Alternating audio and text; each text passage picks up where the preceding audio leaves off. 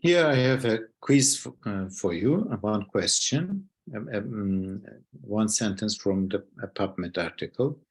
It says, in 2019, the prevalence of hypertension was estimated at 38.4% in a population aged 18 to 69. The prevalence was similar in men compared to women.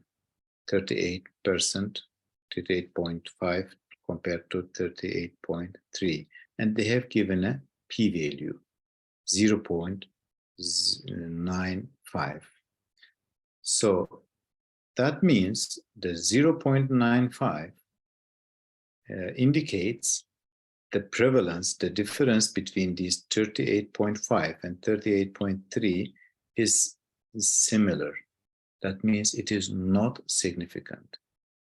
Then comes my question, actually. What is the significance threshold?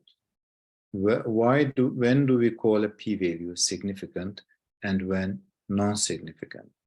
The arbitrary value threshold used for the p-value, most of you hopefully know, is p less than 0.05. So this p-values below this value are considered as significant, are a reason to reject the H-null hypothesis, which says there is no difference between the groups. Of course, a philosophical question, a more philosophical question should follow this, because you may ask, why is the threshold taken as 0.05? Why not 0.06? But this is not the discussion point of this lecture today. We may discuss it in another session.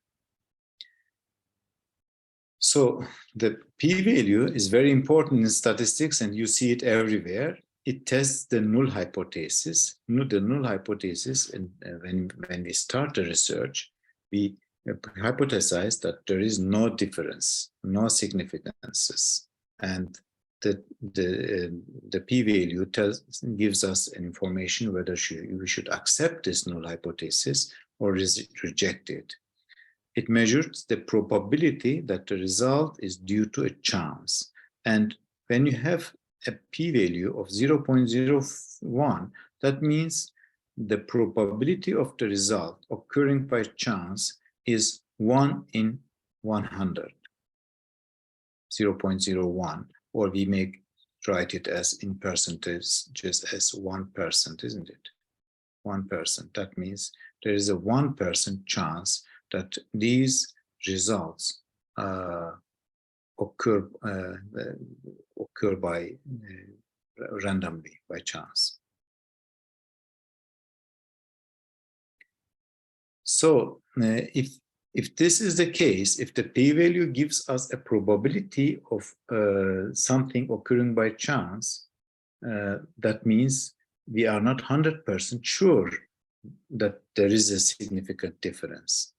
Therefore, many statisticians, many authors discuss this and say we should, together with p-value, consider also the clinical significance of our results. So only looking at the p-value is not enough. You should consider some other parameters. Even though the results may be significant, may be statistically significant, they may not be clinically meaningful. So you have to look also to the real data, to the real values you have calculated. Why is this? Because in studies with large sample sizes, despite statistical significance, the results may not be clinically significant. The effect size may be very small. If you have a large sample size, everything you compare can be maybe significant, because the p-value is affected from the sample size. On the other hand, A lack of statistical significance could be due to inadequate sample size rather than the lack of a true effect. So a non-significant p-value does not always indicate that there is no significant difference. So there's some dilemma here. I don't want to confuse you. If you are a student, you should learn that a p-value less than 0.05 is significant. And but with some reservation that we also are responsible to look for the clinical significance.